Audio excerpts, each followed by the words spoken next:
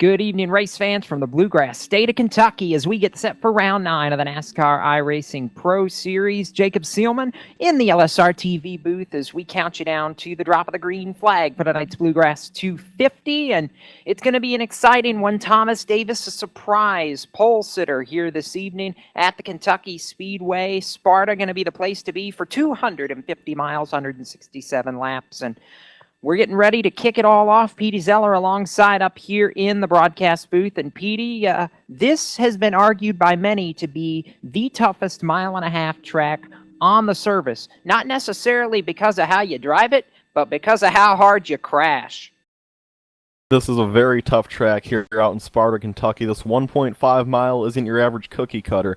You'll be going through this very bumpy, rugged track. Even on the straightaway, it's hard to drive this thing. It's a lot flatter than your average cookie cutter. The turns aren't as banked, and you will see drivers riding not at the very bottom, but one lane up tonight.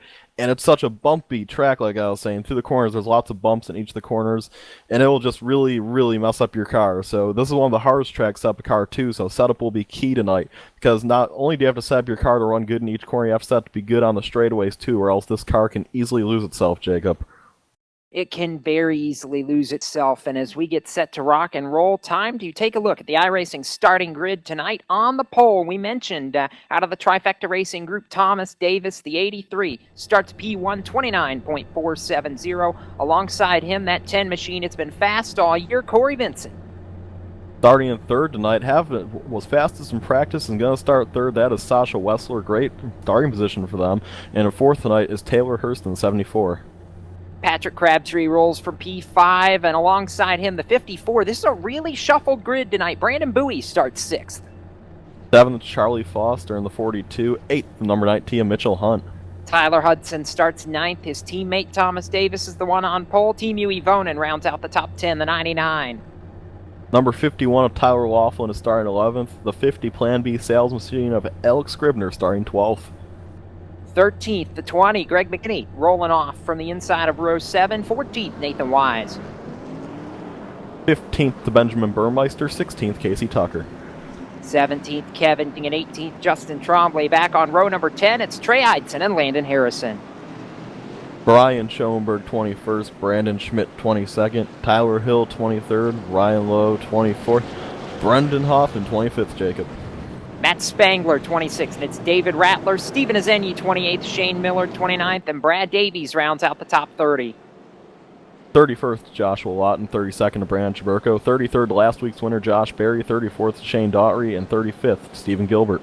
The rest of the field, Brandon Coppinger, 36th. Rob Ackley, 37th. Dwayne Vincent, 38th. Alan Bowes and Robin Williams, 39th and 40th. Kyle McCormick and Brandon Hawk in row 21, and out back on a provisional, the 77, Andrew Fayash, a full field, 43 cars getting set for 167 laps here from Kentucky Speedway. If you're tuning in tonight on LSR TV, we're glad you are along for the ride. And as we work off turn number 4, the iRacing Ford First Mustang pace car makes the hard left turn to pit road. Field in the hands of Thomas Davis. We're going green flag racing. American Ethanol green waves, and we are rocking and rolling in the Bluegrass State. Davis out front early. Corey Vincent drops in a car length behind in second. As they head to turn 1, they're trying to go 2 and 3 wide back in the pack.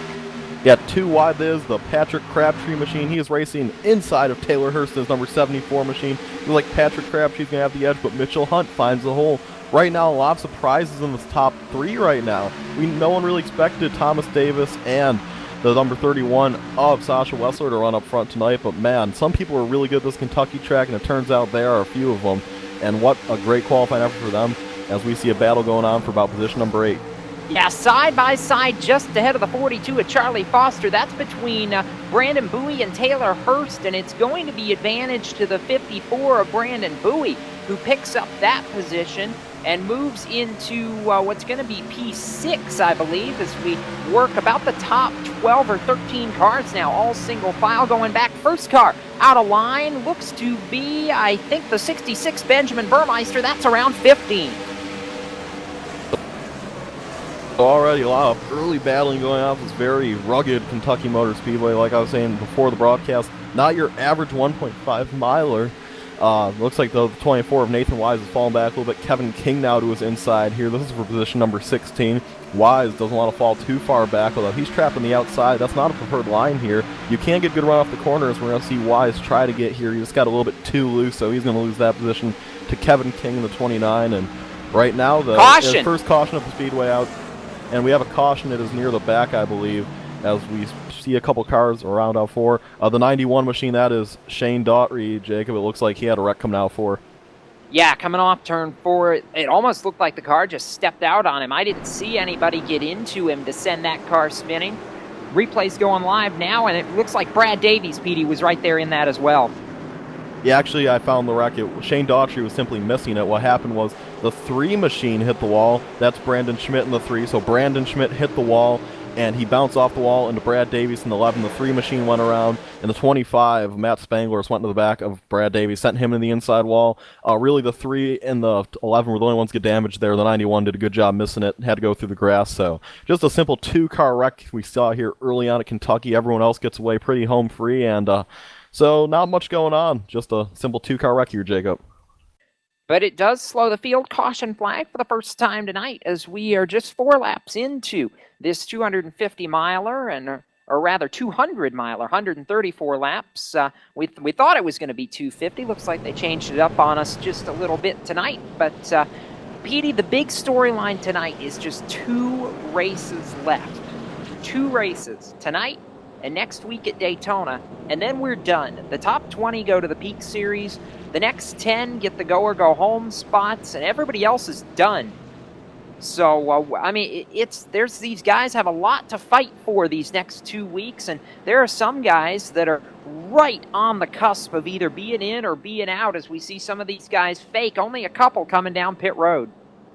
Yeah, so a few of the guys in the back coming down pit road. I want to give you guys an idea of who we're going to see fighting for these final transfer spots here. So right now, it's really close.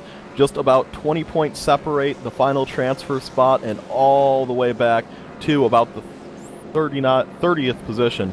Right now, this is what the battle for the transfer spot's going to be. It looks like it's going to be between Steven Gilbert, Landon Harrison, David Rattler, Brandon Schmidt, Ryan Lowe, Benjamin Burmeister, Rob Ackley, Andrew Fayosh III, Tyler Laughlin, Brandon Hoff, Sasha Wessler, Alex Scribner, Richard Doucette, Shane Daughtry, and Brandon Bowie. And even put Thomas Davis in there. So we have about 12 guys going for just 1 or 3 spots from the guys I said. So a whole bunch of guys going for just 3 spots here. I mean, it's going to be hard. That's exactly 14 guys. So 14 guys going for 3 spots here, Jacob. And there's obviously going to be a lot of guys leaving empty-handed. A lot of guys going to be leaving disappointed and empty-handed. So, it's just a situation where you run the best you can, and if the results take care of themselves, then, you just do what you can do. And at the end of the day, if you're good enough to get in, you'll be in. And if not, then you wait till next year. But Thomas Davis, who leads this race right now, Petey, he's one of those guys in that 20 or 25 point window that still has a shot at this. He's leading this race right now, and he needs a really good run tonight to have any hope of getting to that top 20, or even just to be inside the top 30 to maybe go for those go or go home spots.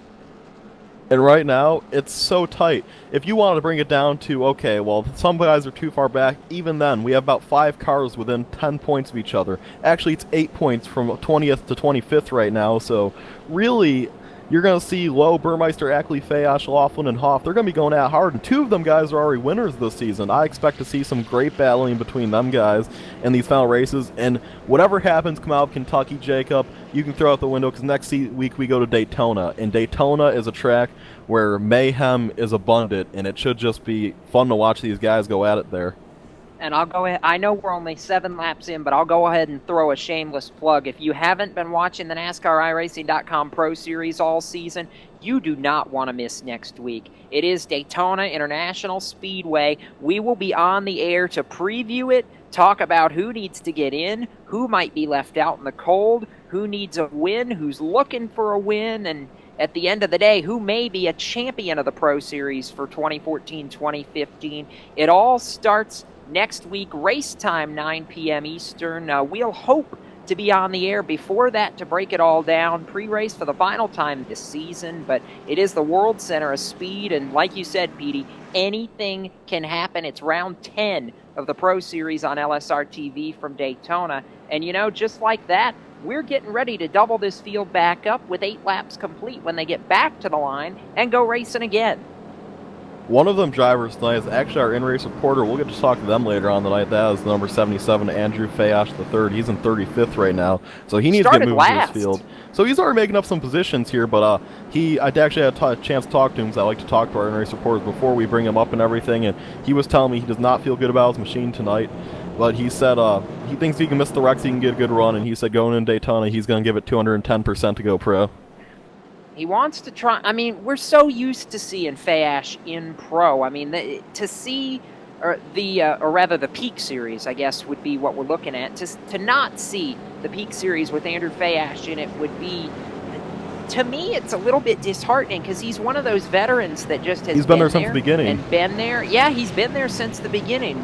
You know, we really don't know the Top Series without Fayash being a part of it. So this is a really tough position for him to be in right now. Being on the outside looking in right now, he's got to make up some ground, and he'll look to do that as the pace car heads for pit road. Field back in the hand of Thomas Davis. Green flag back in the air. First restart of the night, and Davis is gone. Corey Vincent. Sasha Wessler wanted to challenge for second, couldn't do it. Falls in line, side by side for fifth, going down into turn 1. Yeah, as we watch these guys go at it here, a lot of these guys in the top 5 are fighting to make the Pro Series here.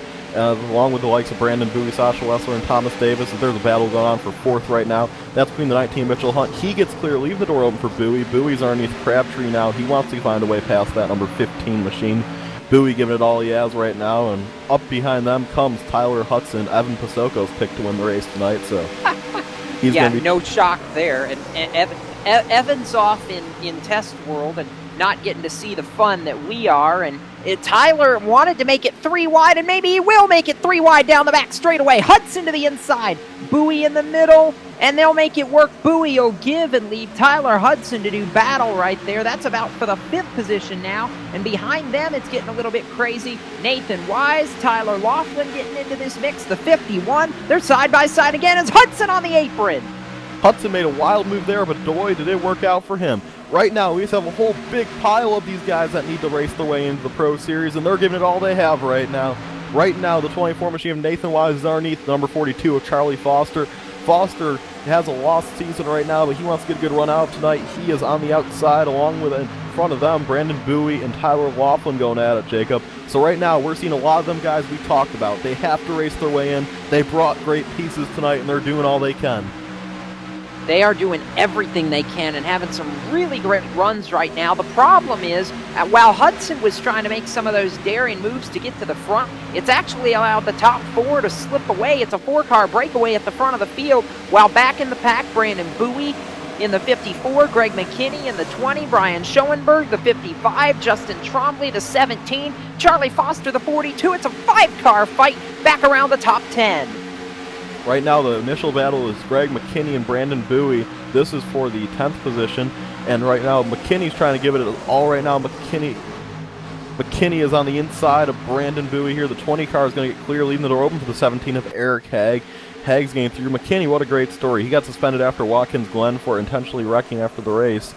So that works out for him. I got to correct myself. The 17 is actually Justin Trombley. Trombley is fairly safely on points right now. That Haig TV machine is running good right now, and he wants to try to find his way up the front. He's a 1.5 miler guy, so I'm sure he's looking to make some moves here, Jacob. Yeah, and I'm sure his sponsor will thank you for complimenting him, though I know he's not the one driving the car. 3-car battle continuing back around 12th place. Brandon Bowie's the 54 going backwards in a hurry. And Schoenberg, the 55, just went by. Kevin King, the 29, follows. Trey Edson in the 6 is trying to move his way forward, and creeping back into the picture now, right back there around 20th, is the 28 machine, Casey Tucker, who's had some great runs this season. So don't count any of these guys out right now. Still really early, just working lap number 15 of 134 tonight. A long way to go yet. So a long way to go, and these guys are just fighting very hard here early, but clean. It's been good to watch these guys go at it. Someone who we'd normally expect to see up front in the Pro Series who's not making any noise at all early on is number 21 of Alan Bowes. Right now he's in 32nd. He's been in the top 10 all season, finished 6th last week.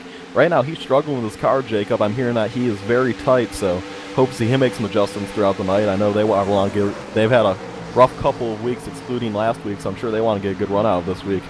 Yeah, and I'm very surprised by that, to be honest, because Alan told me just a little while ago before qualifying that they had found some speed earlier this afternoon, and he thought they were going to have a really good run. So it's puzzling to me to see him off his game early in the going here, but a guy who's not off his game right now, 17 laps in, is Thomas Davis, who leads this three-car battle for the lead between the 10 of Corey Vincent and the 19 of Mitchell Hunt. It's the Blue Brigade up front, Petey.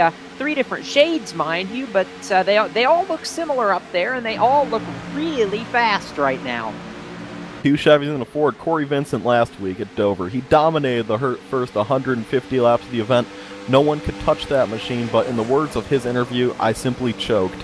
He could not get the speed out of the car he needed at the end, and he tried to overdrive it. He made a few key mistakes, hitting the wall and almost spinning it out about 3 times, and he finished a disappointing 3rd in that event, giving the win to Josh Berry. So Corey Vincent, I'm sure, wants to redeem himself this week and take back the win he feels like he threw away last week. He's trying to do just that right now, and he's trying to close in on the lead, but it's that Chevrolet. It's almost a mock-up of the Dale Earnhardt Jr. Nationwide scheme for 2015. Thomas Davis leading the way. Change for second in turn 1, though. Mitchell Hunt powers to the inside and moved that Ford to the number 2 position as the 19 trying to come calling. So now you've got a Ford in the middle of a Chevrolet sandwich. You've got Davis leading. Now Mitchell Hunt to the 2nd position, and Corey Vincent drops a spot to 3rd. And how about Sasha Wessler? Can we give a call to the 31, hanging in there in that 4th spot? Yeah, him and his Last Row Motorsports machine. That's a team that has a lot of affiliations with the Peak Antifreeze team. A lot of Peak Antifreeze drivers are on that team that we know of. I don't know exactly the whole team, so I'm not going to go out and shout out anyone because I don't know everyone, but I know Sasha Wessler is on that team, and given it all he has tonight, he is virtually out of it to go pro right now, so I'm sure Sasha is just trying to get a good run and try to show everyone, hey, you know what, we may have struggled this season, but I'll be back next year to give it all we got.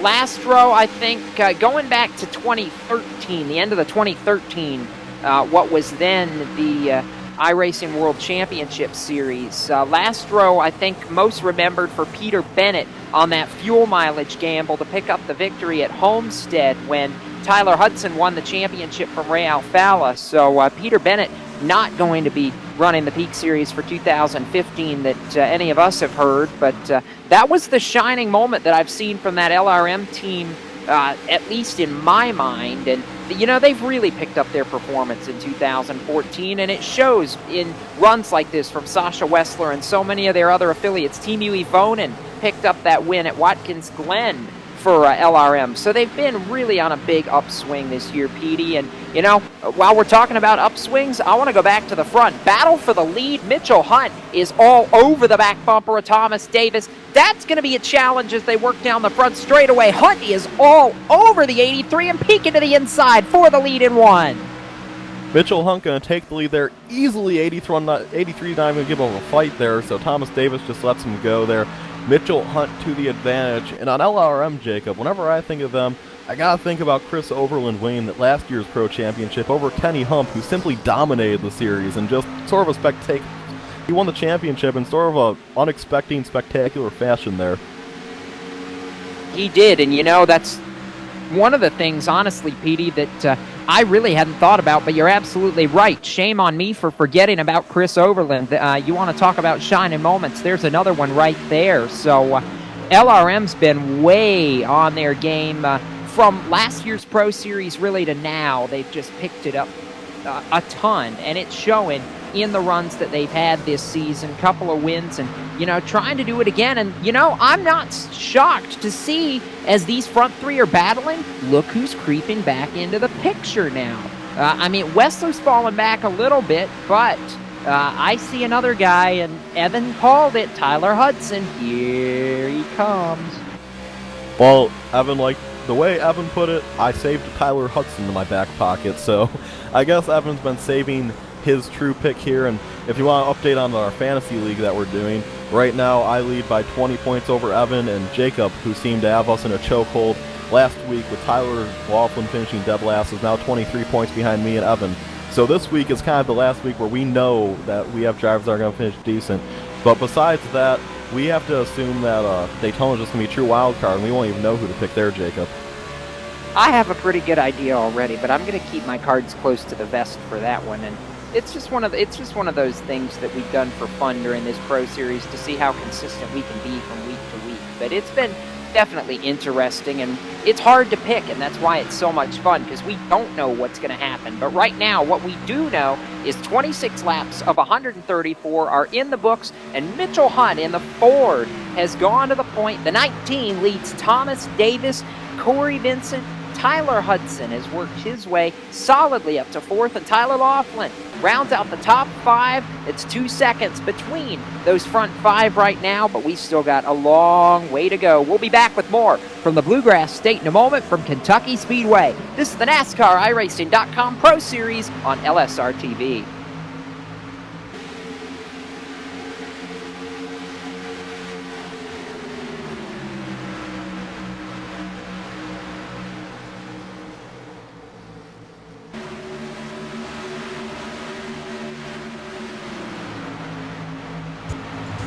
Simulated racing can be awesome, but can also be kind of a free-for-all. Interestingly, auto racing faced the same problem in its earlier days. Whether it was on the back roads, the beaches, or the city streets, the racing was fun, but there was always a certain level of chaos and danger, until some folks came along and put some order to all of this. Stuff like official racetracks, regulations about weight and equipment, and enforcement of standards. That's what gave us high-speed excitement, fast-paced action, and photo finishes. That's when racing became racing. The guys over at iRacing.com have made the same transformation in the world of sim racing. Sure, they've got the most accurate tracks and realistic cars out there, but that's just the start. See, iRacing analyzes the performance and results of each driver in every race, so you can be sure you're always placed in races where the competition will be tight, and that those reckless drivers who ruin it for us all are kept in the pits. Not to mention that with over 45,000 active members already in their vast community, you can find races day and night, so you can always get in on the action. You can even join a league of your favorite series. And since updates are always automatic, you don't have to worry about software and can focus on the track. Zip up your fire suit and check out iRacing.com.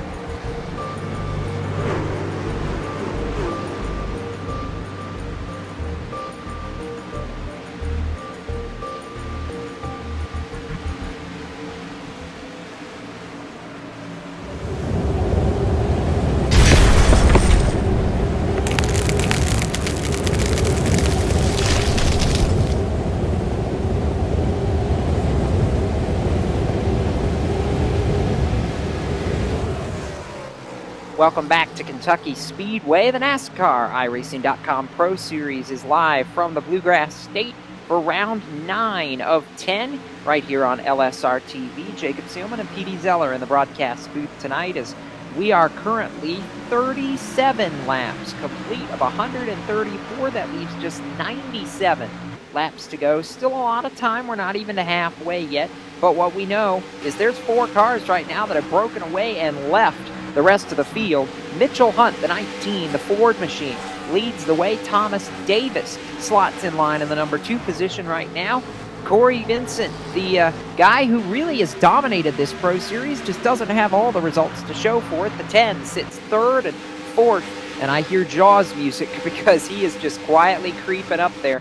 Tyler Hudson has moved his way solidly to just half a second back off the leaders. And you know, while we're talking about some of these guys who have come forward, plenty others have dropped back. Taylor Hurst, who started 4th, has dropped back to 13th. Sasha Wessler has dropped from 3rd to 12th. And those are the cars that I look at and wonder, okay, what's happened right now? But, you know, PD, it's a game of coming and going. You got the guys who are going to go to the front early and maybe fall off late. And you got the guys who are going to hang out, save their stuff for a while, and when it's go time, buddy, they're going to go. Yeah, right now, I don't think you can set a dominant car out of these top 4. They're all staying consistent with each other. But in a little bit, 10, maybe 15 laps, I think one of these guys are going to decide, hey, I'm the dominant car in this pack, and they're going to pull away.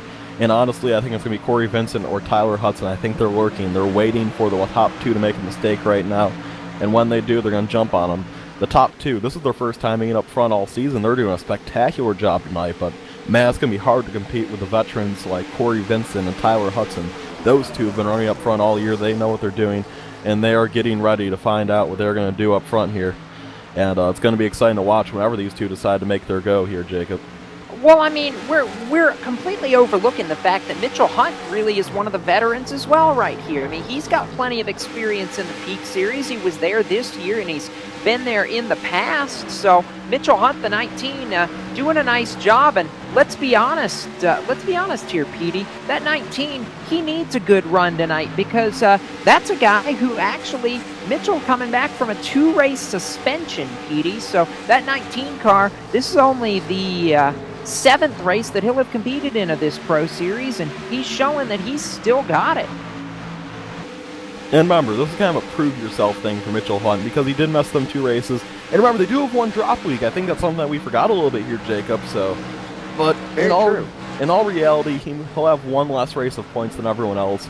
And while I'm not saying that isn't something he can overcome, I don't think he's done well enough in all the other races to overcome that. So right now, a lot like Sasha Wessler and the likes of maybe even Thomas Davis, he's pretty far back, but he could still come back. But Mitchell He's racing Hunt, for pride. He's racing for pride. He's shown, hey, I can still do this, and you guys might want to disregard me, but next year I'm going to come back, and I'm not going to make the mistakes I made before that got me suspended. And you know what? I can still race to the best of the best, and right now he's proving that right now, starting to pull away a little bit from Corey Vincent and Tyler Hudson. Yeah, well, just as we say he's trying to pull away, they pull him right back to him like a rod and a reel, and all of a sudden, we're working a few lap cars coming up in the windshield of the leader, and we're about to have a 3-way battle for second because just like an accordion, Thomas Davis, Corey Vincent, Tyler Hudson just got nose to bumper a minute ago, and Hudson is really pressuring these 2 in front of him. I think he's got the fastest car of this entire lead group right now. He's just got to get around the 2 guys in front of him, and they're all going to go high right here. That's the 07, I believe, that they're going to put a lap down. It's going to be the first car to go 1 lap down is Shane Miller in 42nd. So from here, they've got about 15 seconds before they start lapping cars, so a little bit of time, but Shane Miller's struggling, and these top 4, I just keep waiting. Somebody's got to go to the inside eventually, try and force the issue a little bit. You can't just sit there forever. Yeah, right now, I also want to comment on one thing. I see a lot of the fans appear to be Alan Bowes fans, and you want to know what's going on with that machine. The number 21 machine right now, no, he did not get in a wreck like a lot of you were assuming. He is simply struggling with his car right now in 32nd. He cannot quite get a hold on of it. Hope that answers all your questions. He is damage-free right now, but just struggling hard with that car, Jacob. Yeah, he's struggling, and somebody else who may be struggling here in a minute is that 83 of Thomas Davis. He just got power moved by Corey Vincent, and I don't mean that Vincent tapped him out of the way. I mean Corey Vincent just got such a head of steam that he drove around the 83 like Thomas Davis was standing still or tied to a post. So Vincent in the 10 to second, and look at him power off turn 4 and pull right up to the back bumper of the 19 of Mitchell Hunt. He's got some speed in that hot rod, and the Chevrolet is trying to make some moves again as Vincent closes in. He wants that lead off turn 2, Petey. Yeah, he wants that lead. Corey Vincent. Remember what I said, Jacob? They were going to wait 10 to 15 laps and then make their power moves and decide who the fastest car is. I think Corey Vincent decided, you know what, I want to be the fastest car. Right now, Corey Vincent is trying to find a way around Mitchell Hunt. He saw that Tyler Hudson machine coming so fast, and, you know, Corey Vincent wants to win 2 races this season. I think that would be the first driver to do it this season, so Corey Vincent trying to become a two-peat here. He won at Homestead, and he wants to do it again. He's right on the bumper of Mitchell Hunt. When and where will he make his move as they come out of 2? He gets even closer there. That is the question. When will the move come? Is Corey Vincent looking and just not finding a lane right now? And you can really tell behind these two.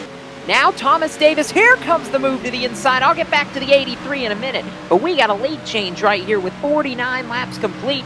Corey Vincent to the top of the pylon, and Thomas Davis to the inside wants P2 from Mitchell Hunt, but Vincent led that lap by 3/1000ths of a second, and now he's pulled away 6 car lengths almost. Yeah, and the 19 going to lose more spots here. So he's going to fall all the way back to 4th here if he's not careful. I think Tyler Hudson's going to clear him, and he does. So just like that, Mitchell Hunt goes from the leader to 4th, and already Corey Vincent has a little... Oh my, Corey Vincent's already pulled away quite a bit on these top 3.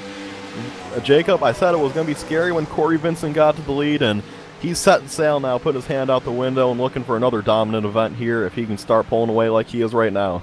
I'm not going to wiggle my nose and say goodnight, Gracie, just yet, but if you give me about another 50 laps and he keeps doing what he's doing right now, I just might do that. Mitchell Hunt, I'm not exactly sure what happened to that car. He's really dropping off, and the 19 headed for pit road, Petey. Not sure if this is a scheduled stop or not, but you know, that may be exactly why the 19 drops back right there. He wanted some clean track.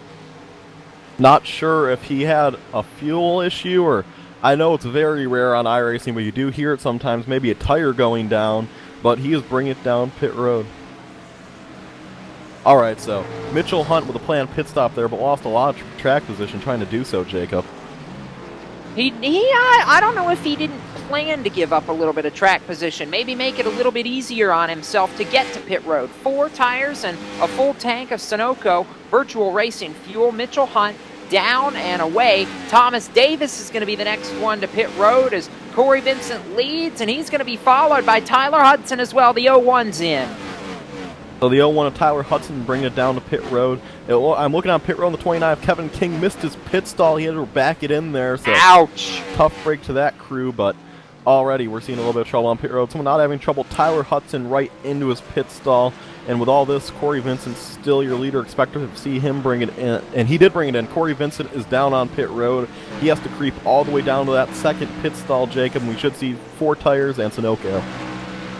Yeah, I mean, this is going to be the first real money stop for Corey Vincent, and I'm interested to see where all this shakes out. So we watch the leader, 4 tires. Now as he's pulled into his pit stall, right side's going on that machine. They drop the jack. They'll move over to the other side. Left side tires going on, and Vincent trying to make it a quick stop. He does, right down and away to the exit of pit road, and that 10 car, we're going to be watching where everybody else cycles out right here. He's got to wait before he can blend in, Petey, and the big difference is going to be where Mitchell Hunt, there's the 19, and he's gone. New leader, once it all cycles through, is going to be the 19 by a pretty big margin. That's a huge gain for Mitchell Hunt. Yeah, and the 10 of Corey Vincent got out well ahead of the 83 and 10 machine here. I mean, 01 machine here. So right now, when this all cycles through, it will be Mitchell Hunt your leader. Although, well, what happened to 19? Corey Vincent's catching him big time here. And he got loose coming out 4, and just like that, his strategy goes out the window because Corey Vincent's already looking underneath him, Jacob. Battle for the lead down the back straightaway. Corey Vincent taking the peak to the inside. Mitchell Hunt slams the door shut as they work around lap traffic. The 07 going high again, and just like that, it's a 4-car battle for what's gonna be the top spot. Benjamin Burmeister leads it right now, but as soon as he cycles through, we will have this 4-car race for the lead between Hudson, the 83 of Davis, the 10 of Vincent, and the 19 of Mitchell Hunt once again. And we've only got to make one more pit stop from here, Petey, but the question is, can Burmeister save enough fuel? I mean, the 66, the 77, Fayash, Ryan Lowe, the 38, can they save enough fuel to go 67 laps and make this a one-stop race? I just don't see it. Right now, Andrew Fayash is saving a ridiculous amount of fuel. He's letting guys pass him left and right. And what I'm hearing from the 77 camp is Matt Bontempi, his crew chief, he is probably the most strategic crew chief you get when you talk about the Pro Series.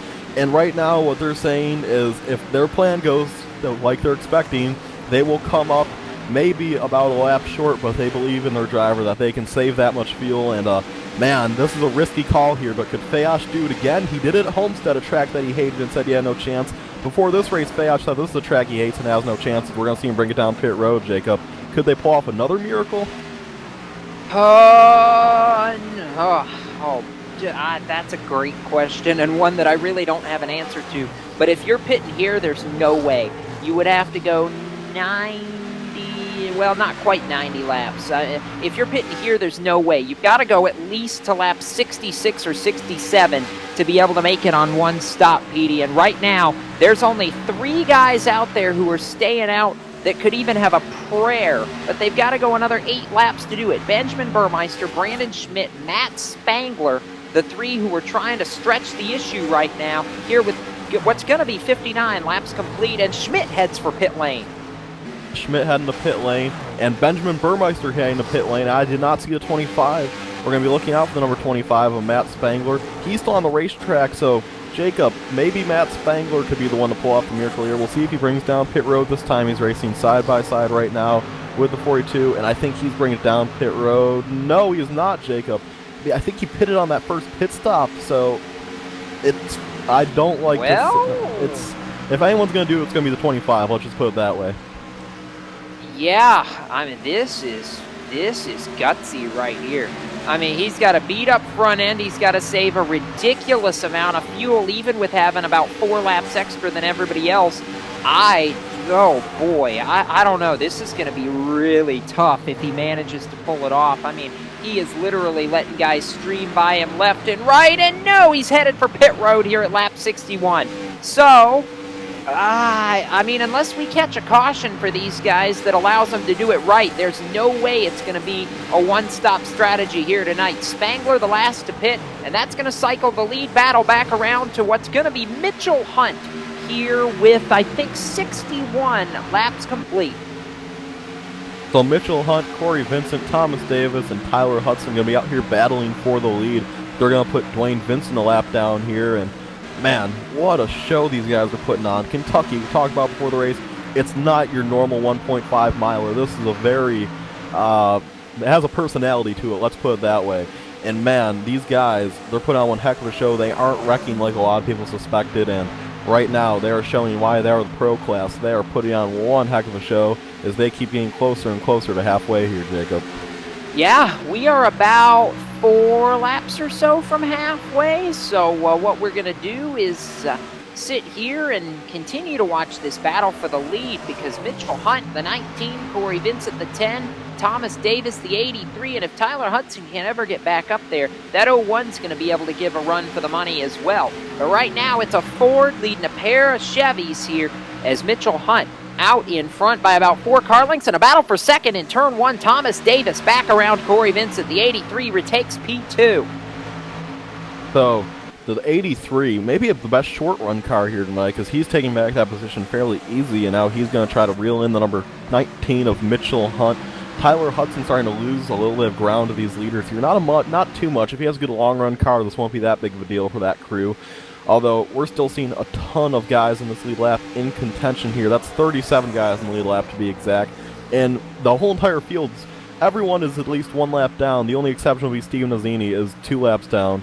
So right now, everyone is running fairly well right now. Everyone brought their best piece, Jake, and we thought we'd see that tonight, because tonight is do or die. Next week at Daytona, you do not control your own fate. Here, from the Kentucky Motor Speedway, is your last chance to hold your own fate here, so it should be very interesting to see. It's going to be very interesting to see. We're working lap 66 now, so next time by, it's going to be halfway home, and right now, we'll go ahead, Petey, and take a look at the iRacing mid-race leaderboard as everything's spaced out a little bit. Mitchell Hunt, the 19, the Ford, leads the way over Thomas Davis and Corey Vincent. Tyler Hudson back in 4th, and Nathan Wise, the 24, rounds out the top 5. Justin Trombley, 6th. Kevin King, 7th. Josh Berry up to 8th from 33rd.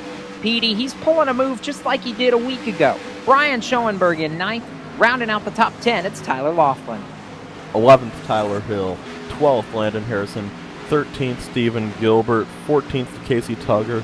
15th, to Sasha Wessler. 16th, to David Rattler. 17th, to Trey Eidson. 18th, to Taylor Hurst. 19th, to Shane Daughtry. And rounding out your top 20 is the number 22 of Rob Ackley. Benjamin Burmeister, who stayed out for a while, we thought could pull some fuel strategies. 21st, 22nd, Brandon Hawk. Brandon Bowie, the 54, rides 23rd after starting 6th. Josh Lawton, 24th, and Kyle McCormick, the 98, is 25th. Patrick Crabtree started 5th, but has dropped back to 26th. Brandon Chaburko in 27th. Alan Bowes has finally started rolling a little bit, picked up to the 28th position from 39th. 29th is Ryan Lowe, and rounding out the top 30, started 7th. Another guy who's really fallen off is Charlie Foster in the 42. 31st, your Watkins Glenmore, Team UE Vonin. 32nd, Brandon Hoff. 33rd, Robin Williams. 34th, Brandon Schmidt. 35th, your Auto Club winner, Brad Davies. 36th, Andrew Fayash III. 37th, Brandon Coppinger. That's all your lead lap cars. Rounding out the field would be the 38th, Greg McKinney. 39th, Matt Spangler. 40th, Wayne Vincent. 41st, Alex Scribner. 42nd, Shane Miller. And rounding out your 43-car field tonight is the number 95 of Steve Nazzini, 2 laps down. So right now, these guys are all hanging in tough, and no one's really out of this event yet.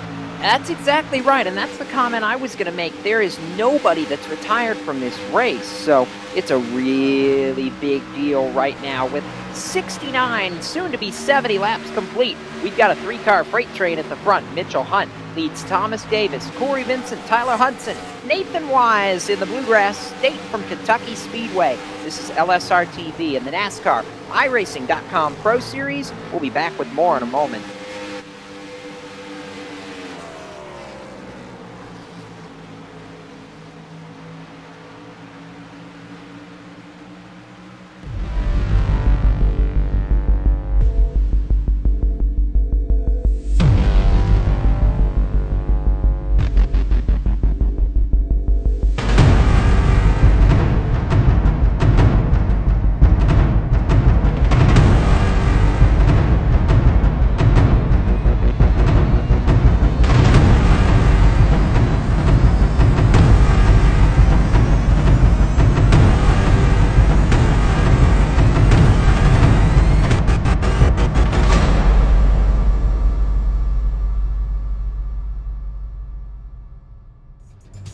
Simulated racing can be awesome, but can also be kind of a free-for-all. Interestingly, auto racing faced the same problem in its earlier days.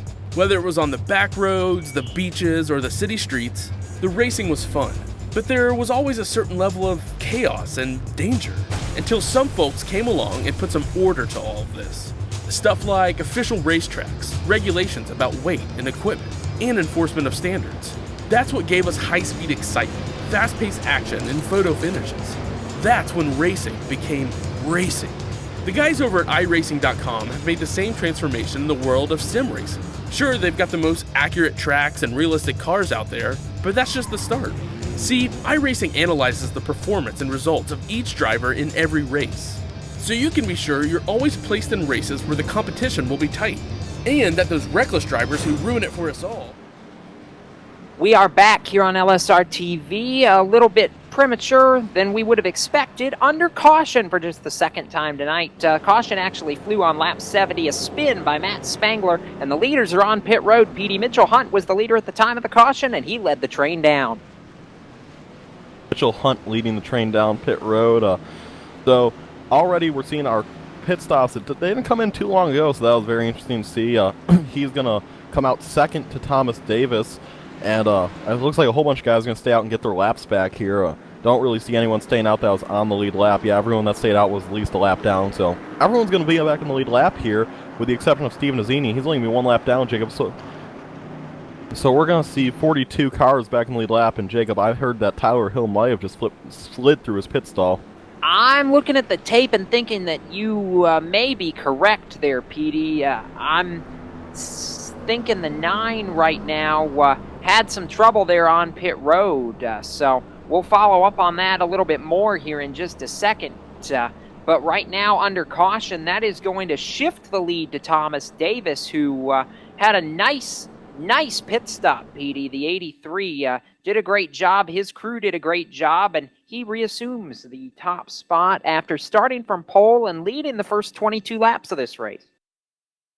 Yeah, so Thomas has led the first few laps of this event here, and man, it was good to see him run up front. And you know, it's just been really exciting so far in this race. All the strategy we've seen and battles, but right now, Andrew, I think you, Jacob, I think you've caught up with our in-race reporter. I don't know. Yeah, real quickly under caution, want to catch up with Andrew Fayash, who we thought was going to pull a little bit of pit strategy that almost worked, Andrew. I know you stayed out trying to conserve and couldn't quite get to halfway, but you guys are trying whatever you can do. How's the car right now, and do you have any other cards in your back pocket at this point?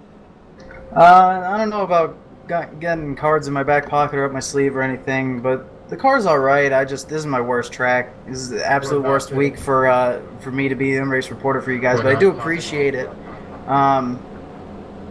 The car's okay. It's a little tight, but this track's so bumpy and unsettles the car so much that you got to be leaning on the tight side. Otherwise, you'll start getting out of shape, especially coming up out of 4. So, you know, we got it comfortable, and that's what matters for today. How tough are the bumps here? I mean, we hear drivers talk about it all the time. This is the most abrasive track as far as oval tracks go, I think, on the sim next to Atlanta. It's just so difficult on tires, and it's really difficult on the handling, too, to get the balance of that car right. Yeah, they're really tough. 3 and 4 is the worst end of the track as far as the bumps go, because if you try to run the higher line, like the 2nd to 3rd lane, there's a bump on entry to center that sets your nose off and sends you up the hill.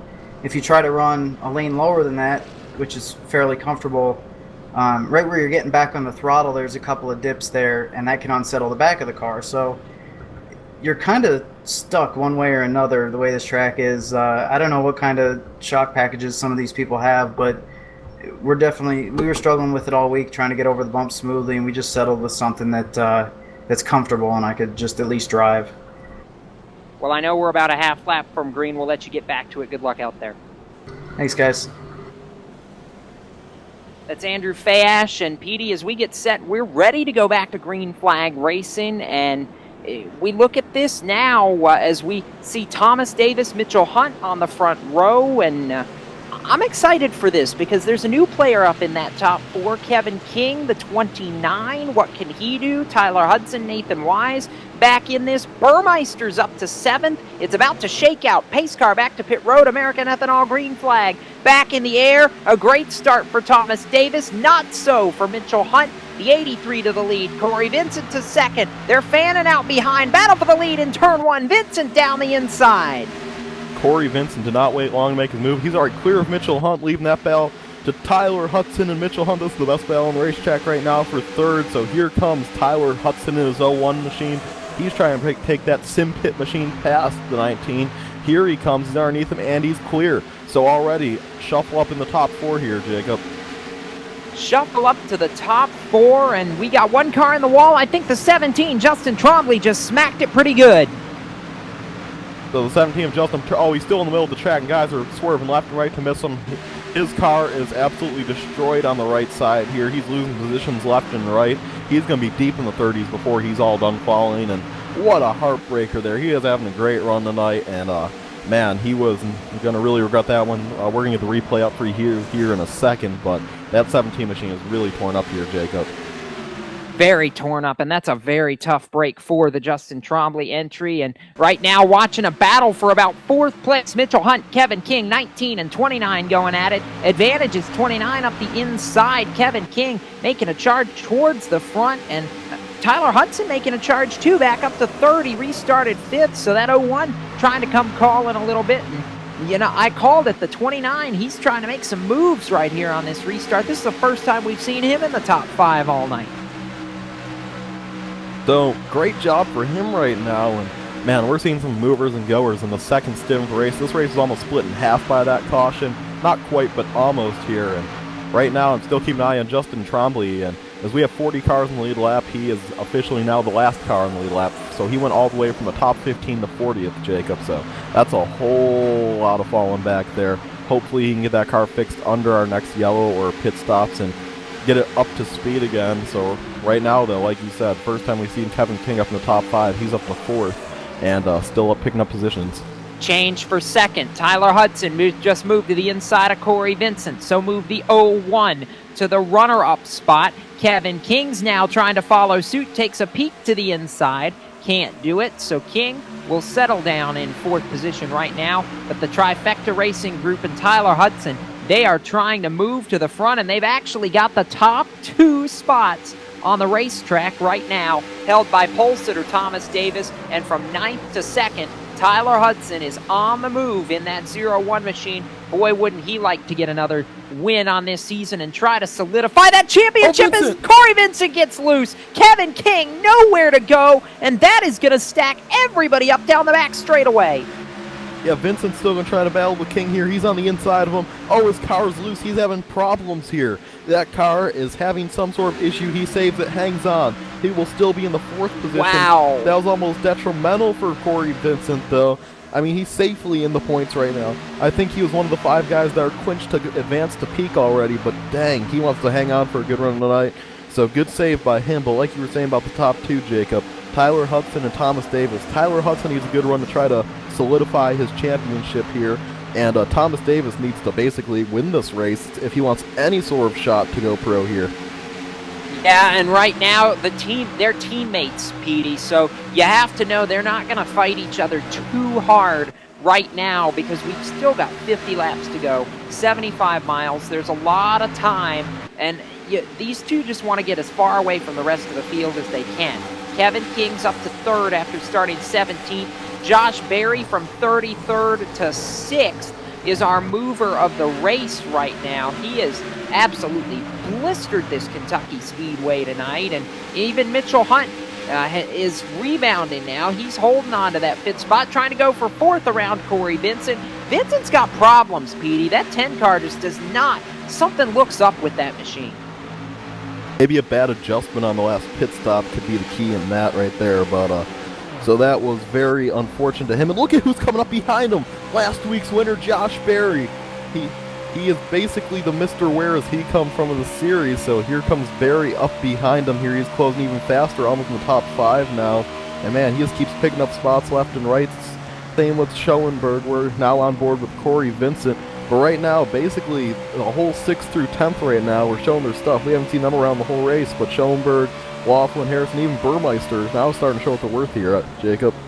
And you called me crazy, but Tyler Hill's up to 11th spot now. I told you, 50 laps to go is when that car starts coming in, and the 9 machine starts coming to life. Josh Berry starts coming to life. Some of these guys, they just want to stay out of trouble early, Petey. That's what this Pro Series is about. And when it's time to race, buddy, they're going to race. And right now, that's what Kevin King's doing. That's what Tyler Hudson's doing. Josh Berry, Brian Schoenberg, Tyler Hill.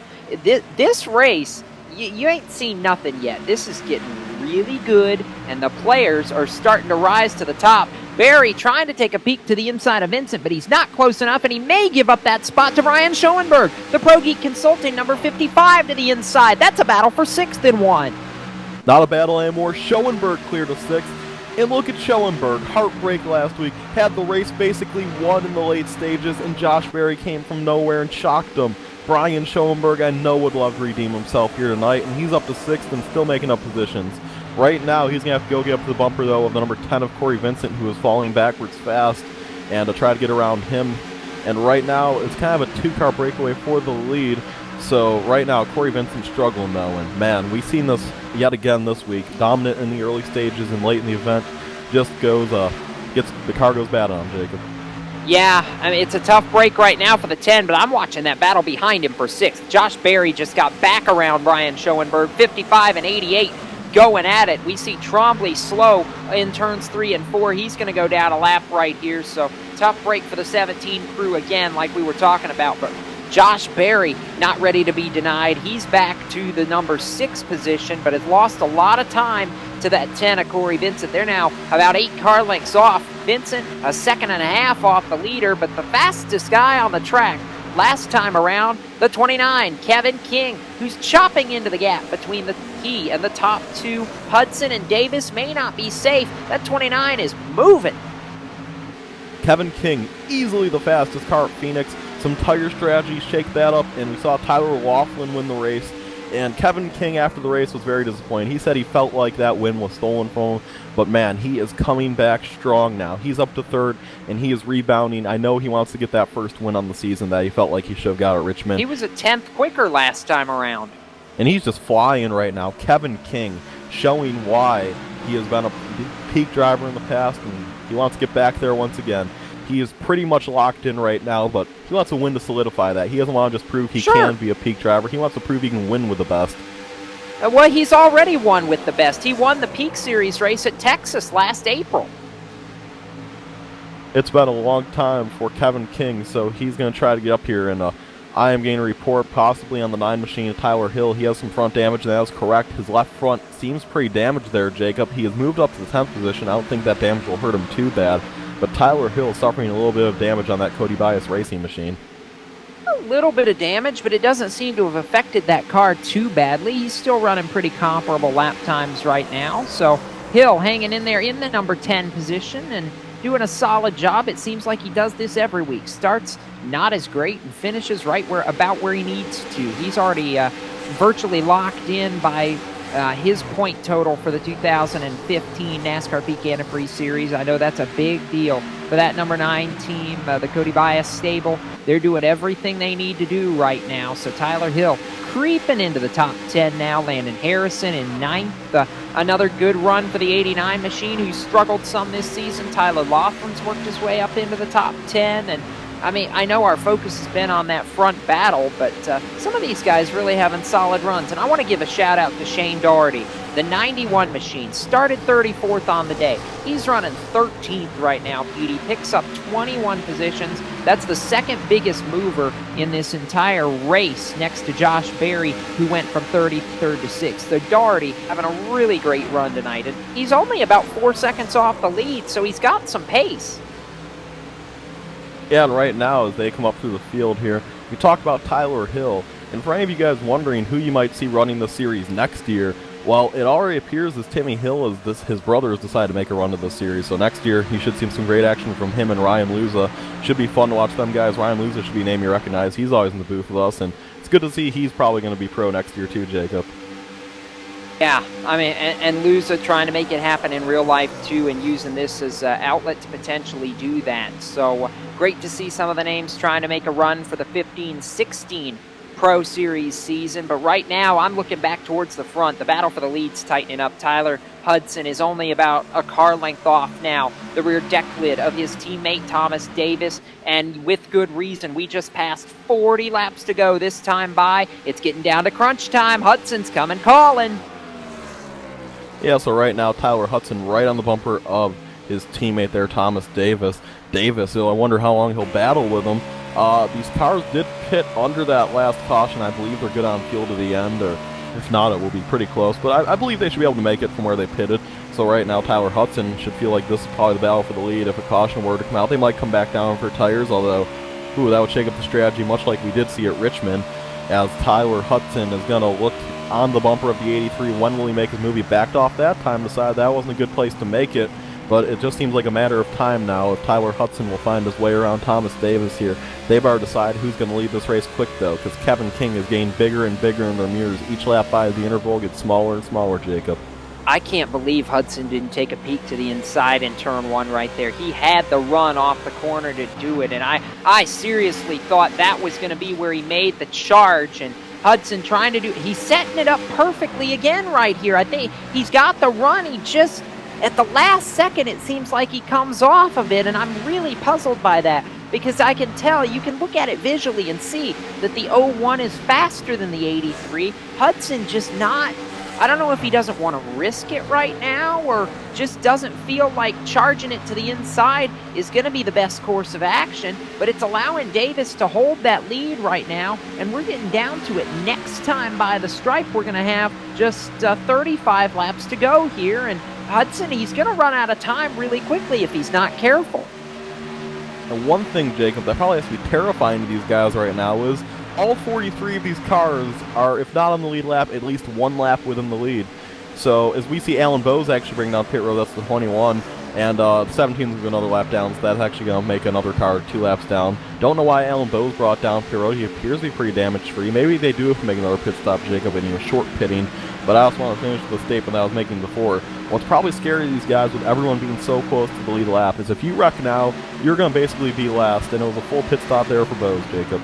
Yeah, and you know, with when they pitted at lap 70-71 right here, that's still about 64 laps, and that seems to be about 5 or 6 laps outside what any of these guys were able to run on their first cycle of pit stops. So I don't think we're done seeing the cycle of pit stops. I think all the leaders are going to have to make the move. Battle for the lead in turn 1. Hudson to the inside. Hudson clear in traffic. Lead change here at lap 101. Tyler Hudson to the front of the field ahead of his teammate, and Kevin King back there in third, closing down even more. But I mean, the leaders are working heavy traffic. Yeah, it should be very interesting to see this thing shake out here. And man, if they get a caution, you have to believe they're all going to be good on fuel as Hudson takes the lead. Now he's pulling away a little bit from Thomas Davis. And this is going to be exciting, Jacob. You know, if they do have to pit, there will be them guys that make the strategy, the Burmeisters, the Fayoshes, the Spanglers, and it will just be very exciting to see what happens when that all cycles out. Strategy's my favorite word, Petey, didn't you know? This is not over by any stretch. Somebody is going to do something and shake this up before it's all said and done. I think Kyle Petty once said, strategery wins races, outrunning people wins races. If you can do both, well, you're just a mad genius. Yeah, it's rare you find someone like that, and honestly, I can't think of anyone that I've seen. Tyler Hudson? Tyler Hudson is sometimes, there's days when he is that man, but I wouldn't say every day he is that man. He usually will beat him on speed, but sometimes You know what, Petey? I'll give you one better. Josh Berry. There you go. Josh Berry, who has pulled this whole back-to-front maneuver 2 weeks in a row. That's some great strategies. Work himself there, get to the front. But if we're talking about fuel mileage here, the first car that I might even see possibly thinking about making it on fuel would have to be Benjamin Burmeister, and he's in 9th right now, and that's 66. Boy, if he could win this race, imagine what that would do to that crew. Imagine just how much confidence that would give them heading into Daytona. Here we see the beginning of this pit stops, Jacob. Thomas Davis, the 83, the first car to pull it to pit road, so he'll drop off the racetrack, come in for his final service here at lap 104. Working lap 105 for the leaders, but Davis in and going to hit his marks right here, and Benjamin Burmeister just came over the radio and said he's peeling off this time. Doherty's peeling off this time as well, so everybody, Kevin King comes over the radio, says he's coming in, so the 29 makes the peel to pit road from second. Petey, all the leaders making their moves. With all the leaders making their moves here, it'll be interesting to see who stays out. Kevin King pulled his machine down pit road. He is now going to be getting service on that number 29 machine. It's just a matter of 4 tires, 2 tires. We will see some strategy, don't let it fool you. And we did see Burmeister come down, so honestly, it's all a shake-up now. We don't know who's going to stay out and who's going to do what here as we just start seeing everyone come now, Jacob. Yeah, and it's all a matter of when does Tyler Hudson pit if he's going to come. or does he think he can stretch it? I can't imagine why. I mean, that puzzles me. I don't know why you wait this long when you know the guys ahead of you are gonna have fresh rubber. It's gonna be tight, and I hear over the radio Fayash is saving. So the question now becomes, what do you do? Ooh, or does Hudson maybe go 2 tires on his final pit stop and save the time that way? Corey Vincent's down pit road, Petey. The 10 machine brings it down this time by, and boy, the clock is ticking. It's time to decide what you're going to do and when you're going to do it. We're going to see who's going to win this race. Right now, the only 2 cars left in the racetrack are out of the original years of the 01-19. We're seeing the 10 car come down to his pit stall here, though, Jacob. And the 10 of Corey Vincent, he has to go way down that pit road to find his stall. He found it. Now we're about to find out what is his strategy. Is it 4 tires or 2 tires? We know he'll definitely go around and put the right sides on. The crew drills them on. As Hudson comes in, just going to finish up. And it was a 2-tire stop for Corey Vincent, Jacob. Hello, strategy. Corey Vincent down on away with 2 tires. Now does Hudson do the same thing? He's got to know what that 10 car just finished on pit road. The 01, the Trifecta Racing Group machine, brings his car down to the stall, hits his marks brilliantly. Right side's going to be going up for sure on that machine, so it's at least going to be a 2-tire stop. And it's 2 tires for Hudson, so it looks like the 01 and the 10 want to settle it. And Corey Vincent looks like he made up a half a second on the time it took for that pit stop. He was a half second quicker, as now we see, look at this, Thomas Davis, the 83, pulls around the 01 of Hudson, and he took 4 tires. So that strategy didn't work out the greatest for Tyler Hudson there already, and Mitchell hunts down pit road. So now it comes down to this, the strategy. We don't know who's going to try to make it. We don't know who's going to bring it down pit road here. But one thing that seems consistent over the radio is, once again, Matt Bontempi and his strategic mind is going to try to bring that 77 to the finish line, and that's the only person I've heard that thinks they can pull it all the way, although a couple others are considering the strategy right now. All right, so to update here, I'm looking at the scoring right now, Petey. Thomas Davis on what we believe was a 4-tire pit stop is about 1.5 seconds ahead of Corey Vincent and Tyler Hudson. I'm going to keep an eye on the lap times here as we wait for this to cycle through, but that might be the move of the race for Thomas Davis short pitting the way he did to make up all that time on Vincent and Tyler Hudson. And I'm gonna have our camera crew double check just to make sure, but I'm pretty sure that 83 was a 4-tire stop. One thing I do want to point out here is that these guys did bring their machines down pit road earlier than needed. They could have came 15 laps later and still have been okay. They have started their pit stops a little bit earlier than everyone else. So right now, I don't think that the top, well, now it's down to about the top 8, all the way from Rattler to Spangler are still out. These guys could still be okay. So this is going to be very exciting. I'm not sure, though, if they can make it. It's going to be tight. It's going to be really, really, really tight, Petey. We've got 22 laps to go, and Tyler Hudson just got back around Corey Vincent. So that's a change for position. Move Hudson to the top 10, Vincent back to 11th. But that's a de facto battle for, if it all cycles out right, a battle for second. But we wait and see how these fuel strategies shake out. That's what's going to decide this race. Yeah, and right now, the cars that are still out are Rattler, McCormick, Wessler, Bowie, Schmidt, Fayosh, Crabtree, and Spangler. That's got an update. Apparently, Thomas Davis did take 2 tires on a stop, so that does change a couple things. Okay, yeah, it does. In the end, that could all be irrelevant here, as we still have 8 cars trying to make it on fuel. And it looks like Spangler is going to get passed for position, so I really think it's down to these 7 here. And it looks like Brandon Schmidt brought down pit road, so now we have 6 guys. They're going to try to defy all odds and bring it to the finish line. And man, I'm looking at these top 6, and all these guys need to win bad right now. Every single one of them, Jacob. Yeah, every one of them need to win in some way, shape, or form, whether it's for pride or whether it's because they're racing for a spot to get into the Peak Series for 2015. Right now, David Rattler leads the way. It's 2.7 seconds. Back to Kyle McCormick in second, Sasha Wessler third, Brandon Bowie, Andrew Fash the top 5.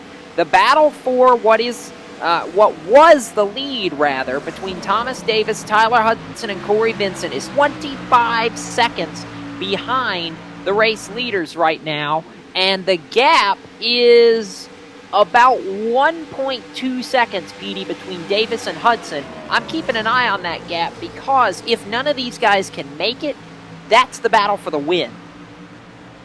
Yeah, and right now, you know, Jacob, I have my little calculator here, and I'm doing math, and I realize this calculator is completely useless to me because who knows what's going to happen here. This is exciting.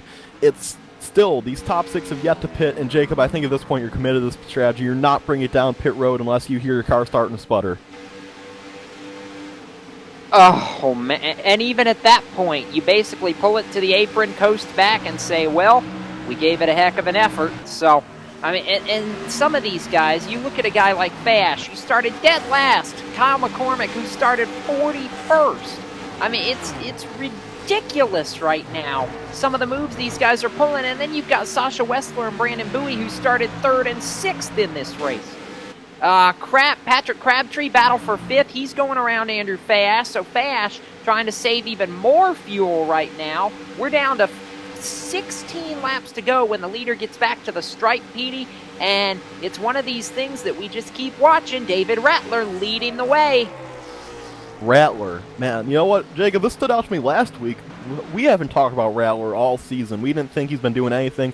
I didn't even really know he was a pro until I looked at the standings at the end of every week. But he's leading this race. And I want to know an interesting fact, Jacob. He is one of the 2 drivers in the series to complete every single lap up until this point in the season.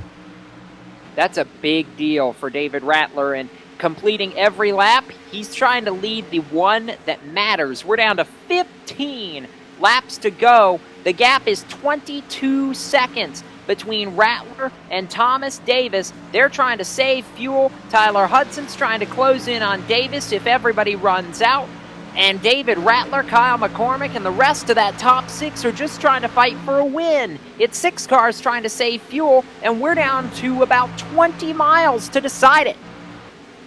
20 miles to go, and boy, they are low on fuel. I mean, all of these guys have a crew chief, and I'm sure them crew chiefs are sitting there running themselves ragged going through numbers right now. But in the end, the only number that matters is 134. That's the lap you have to make it to here. And I think it's going to be split. I think some of them can make it, some of them cannot. And the 50th I don't think anybody can make it, PD, to be honest. That's what we said at Homestead, too, and look what happened. I mean, that 77 made it to the line 3rd. Running out of fuel, I'll give you that. He made it, but man, the 15 car I'm looking at right now, Patrick Crabtree, he right now he's going faster than probably he should be, because remember, he was past Fayash and he's starting to close in on 4th. I don't know if he's pushing it so hard because he knows he can't make it, or maybe he had made some weird strategy earlier in the run. I don't know, but the 15's doing something here, Jacob. Oh, boy. 12 laps to go this time by, and you know, these guys are the ones that are doing whatever it takes right now to try and make something happen. Rattler, McCormick, Wessler, Crabtree, Brandon Bowie's pitting. He can't make it to the end of this one. So then there were 5. Bowie drops away and leaves the top 5 out there very, very lonely. And the gap is down to 0.9 of a second, meanwhile, between Thomas Davis and Tyler Hudson. We got to keep watching that gap because, again, that's the battle for the win if none of these guys can make it. And I heard the 48 Branch Burko had problems a couple laps ago, but the 28, that would be Casey Tucker. But man, another lap these guys stay out. Kyle McCormick, David Rattler, Sasha Wessler, Patrick Crabtree, and Andrew Fash III, all still out there trying to defy the odds here. And boy, this is going to be interesting coming down to the end of it. Right now, Kyle McCormick is losing position, not losing positions, but being passed by his lap car, saving fuel. Remember, that car has quite a bit of damage on it. But boy, it's getting close, Jacob, with just 11 laps to go. Can these guys defy all the odds and add to their pro efforts? I'll tell you one other thing that could shake things up right here. If Tyler Hudson gets to the back bumper of Thomas Davis and these 2 guys start fighting, that's going to allow the front 5 to save a little bit more fuel. there's another variable in this that we haven't thought of. We're down to 10 laps to go, Petey, for David Rattler. He leads the way, and it is just, we keep watching this. How long can they go? Can they make it? Right now, I think the top three can save more than fourth and fifth, because Fayosh and Crabtree, they're in danger of getting passed straight up right now. And if this rate, I think it's going to be close. It's going to be really close. They get passed straight up and make it on fuel, but I don't honestly know. But man, we're seeing here David Rattler, Kyle McCormick, and Sasha Wessler, the top three right now. They have quite a bit of safe gap right now. The issue is, can they make it on fuel? And the 77 slowing down, and he's bringing it down pit road. So Andrew Fayosh deciding he can't make it on fuel, Jacob. And David Rattler can't make it either. The leader to pit road with about 8 laps to go. Rattler drops away, hands the lead to Kyle McCormick. And then, wow. Oh, it was a quick stop for Fayosh, though. Just a stop, splash, and go. So he's going to get out pit road really quick. And man, the 98 slow, and he's going to bring it down pit road. And then there were one. Patrick Crabtree stands alone by himself, and he's out of fuel. He's out of fuel, Jacob, and he's bringing it down to pit road. So no one could make it on fuel, and now it's a battle between Thomas Davis and Tyler Hudson to see who's the king of Kentucky. I told you. Don't give up on the gap, because now the lead is 3 car lengths. Davis, Hudson, Vincent. That's the battle for the lead. That's the battle for the win. 6 laps to settle it in Kentucky. Now, Thomas Davis holds a nice gap. And what would this mean to Thomas Davis? He's 31st in points, but not out of it by any means. A win tonight, he'd almost be in the top 20, and he would just have to fight hard at Daytona for it all. But man, this is going to be exciting. Here comes Tyler Hudson. We know Tyler Hudson. He is clutch in the closing laps. That man just has no give up in him. And here he comes. He's closing out his teammate. Who's going to leave Kentucky with a win? And Corey Vincent is still right behind him, lurking. I like that. Lurking is a great word because it's not over just yet. But we're coming to 5 laps to go this time, and it looks like it's going to come down to the teammates to decide who is going to win it here in Kentucky. Here comes Hudson taking a peek to the inside. Davis throws the block. 5 laps to go. Davis still with the lead.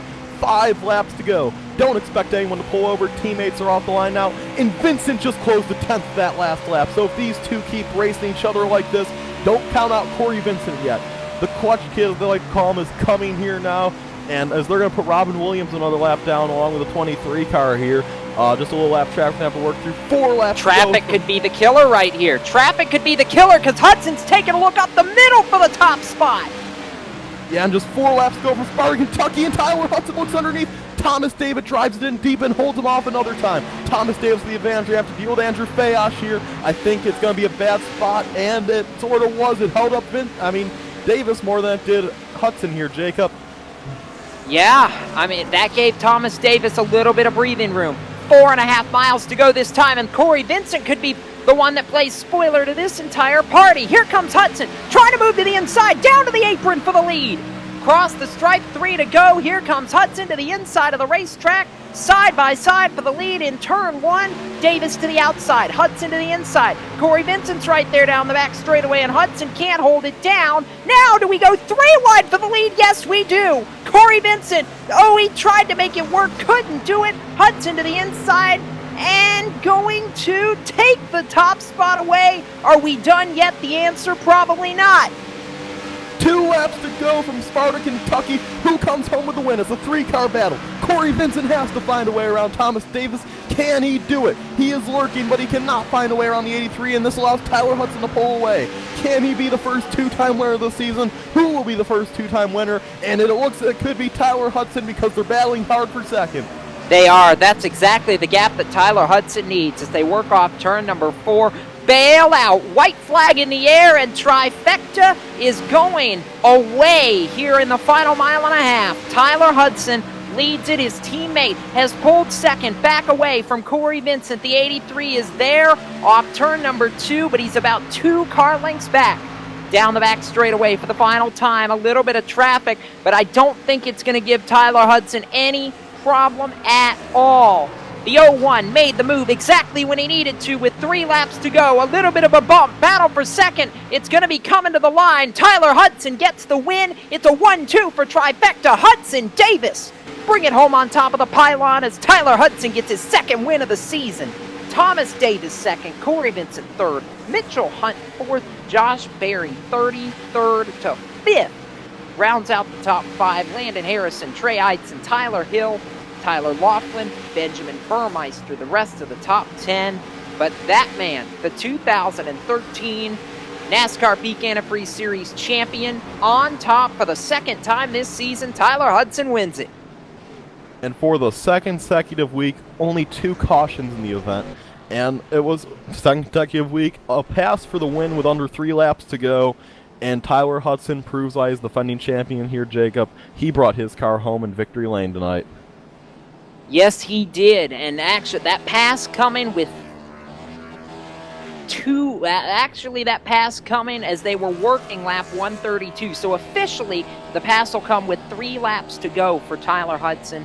And just what a performance. By that whole trifecta team, really. I mean, they had everything working. And Casey Tucker, I mean, honestly, I think Tyler Hudson almost has to give a little bit of credit to that 10, or rather, I said Casey Tucker, Corey Vincent, the 10 machine. I think Hudson's got to credit a little bit right there to that 10, because had Vincent not stuck it 3 wide going down the back straightaway, I'm not sure Davis lifts enough to give the advantage to the 01. So just a brilliant finish. And how about that? The 2-time winner is the guy who really has done everything there is to do on this sim. He's been so dominant. Tyler Hudson picks up his second win of the season. We're going to wrap it all up in the post-race show from Kentucky Speedway when we come back right here for the NASCAR iRacing.com Pro Series on LSRTV.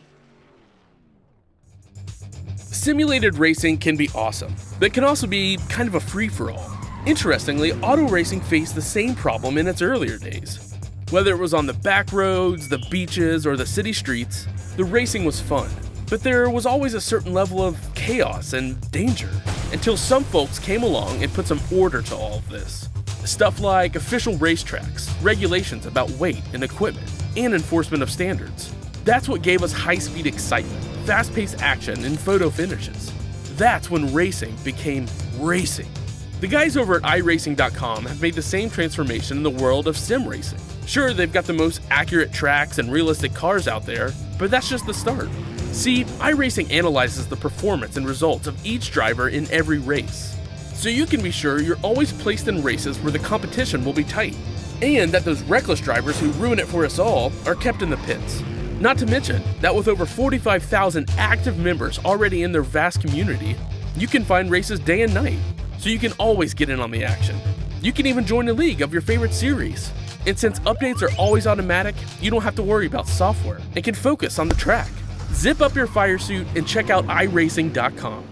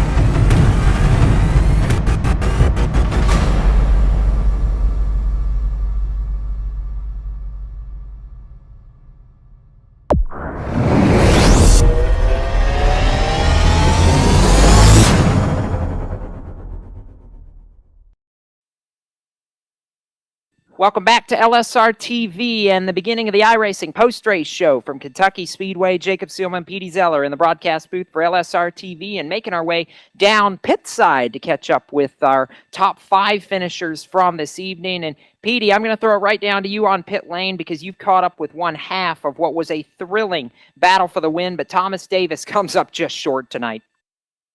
Thomas, you were the pole sitter tonight, and for a lot of the night, you looked like the dominant car. Late in the event, whenever everyone came down pit road, it was a battle between you and your teammate Tyler Hudson. And I just gotta ask you, man, what would have you done different if you could redo them final 5 laps? Yeah, I don't think I lost it in the final 5. When I took 2 tires and came off pit road, I was just stuck in traffic, and I got caught behind a couple cars and just lost momentum. I think the lead probably should have been bigger than what it was. I think I could have held him off that, but he's the best, so it's just tough to hold that off once he's on newer tires coming like that. What was going through your mind whenever you were 3 wide with him and Corey Vincent battling for the lead with just 3 laps to go? Yeah, I didn't realize that Corey ran up on us that quick, so I was just kind of in my moment, and Spotter was telling me, I knew he was, once he got to my inside, the only chance was to pinch and have him cut me a break, which I don't expect that, but just my car just stopped turning there at the end. There was nothing I could do. Well, Thomas, you came into this event 31st in points, and the points have yet to update, but I have to imagine you're going to be around 22nd or 23rd heading into Daytona. What do you and the 83 crew have to do in Daytona to leave there with your peak antifreeze license? Yeah, I mean, I'll probably just hang around Hudson. He's good at getting to the end of these, so I'll work with him and just have him try to lead me through it. I mean, I've had terrible luck the whole season, so not really expecting a top 20, but I think if I stick around him, he'll show me how to get to the front and stay out of trouble. All right, before I let you go catch up with your crew, Thomas, who do you got to thank? Who makes that happen for you in the 83 crew? Everybody at TRG, but I really got to thank Ryan Luza this week. He gave us something last minute and gave us the pole set, so big thanks to him. I mean, he was kind of on his own trying stuff, and he found something last minute, and that's why we won the race today.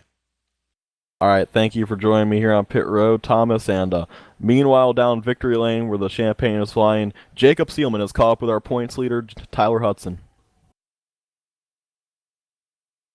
Yeah, victory lane is the place to be right now, and the celebration has to have begun, but I have to imagine it's a celebration where second win of the season is nice, Tyler Hudson, but boy, it was a fight with your teammate to try and get the job done. How tough was that, knowing you had to battle hard, but at the same time, you don't want to get put in a situation at the end of this race that could potentially take both of you out of the running for a win?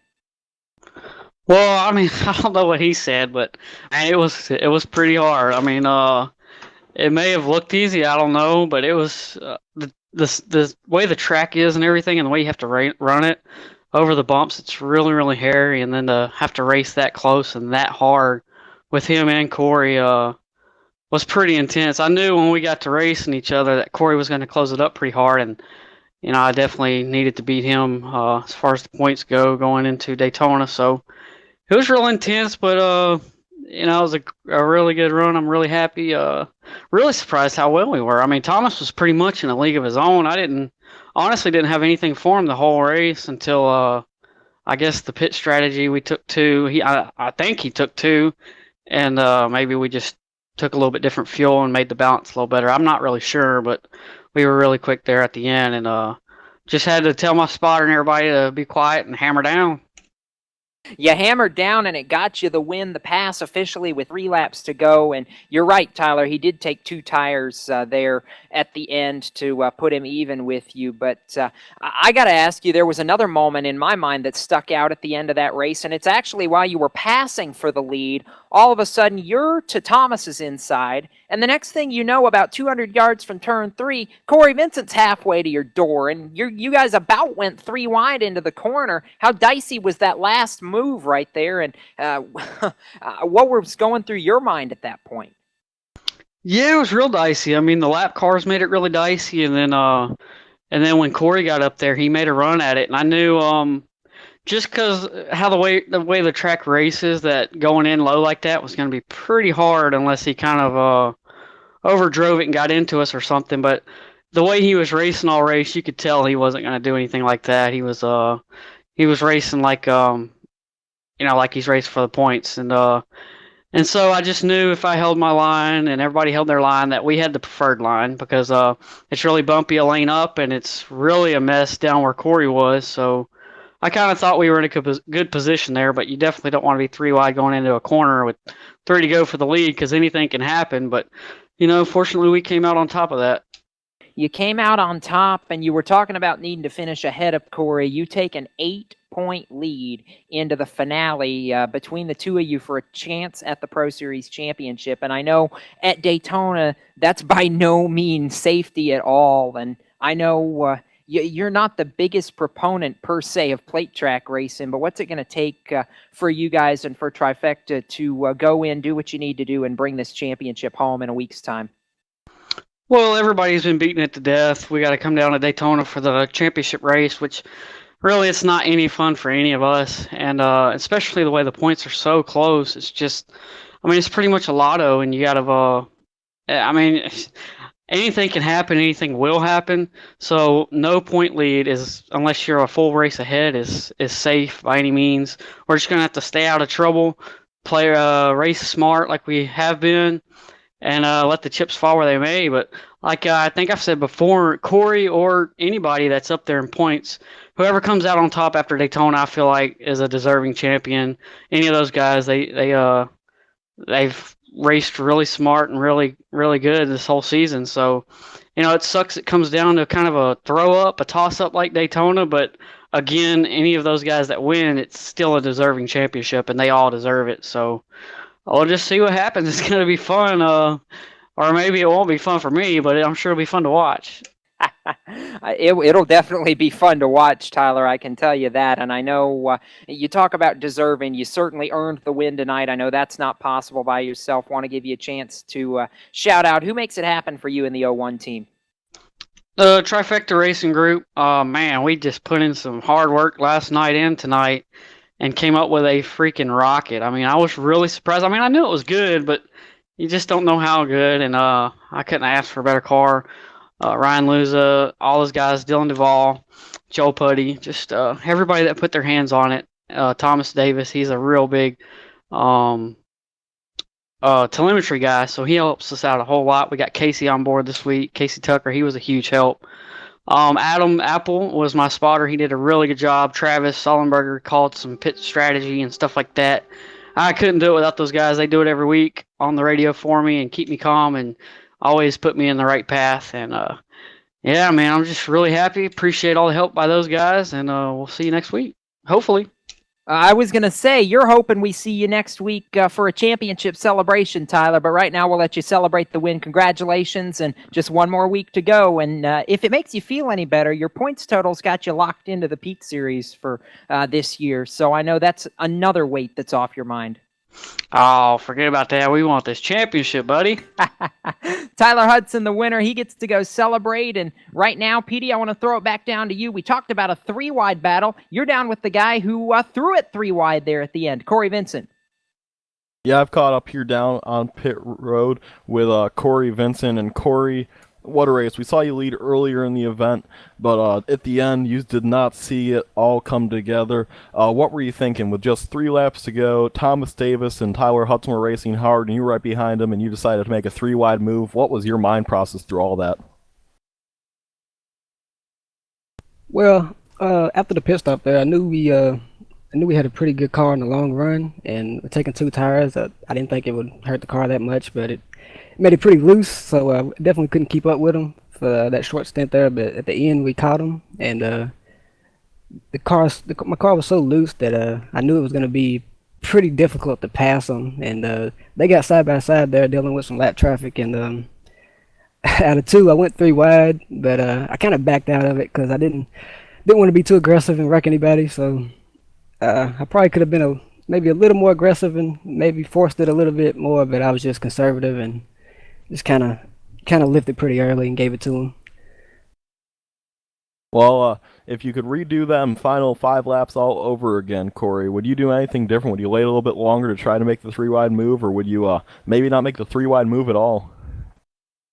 No, I probably wouldn't do anything different. I really couldn't do much. Pretty much just hanging on to the car. A car was pretty loose. Pretty much just hanging on, and We caught them there, but I don't think I could have done much more. They did a great job. Congrats to Tyler on the win, and Thomas there. That was a good battle with him for a second, but I don't think I could have done anything different. Well, Corey, next season we head to Daytona International Speedway, which we know can be an exciting racetrack. And Corey, it's going to be 8 points between you and Tyler Hudson. I know you want this championship. Tyler Hudson said he wants this championship. What do you got to do to leave Daytona hoisting the championship trophy?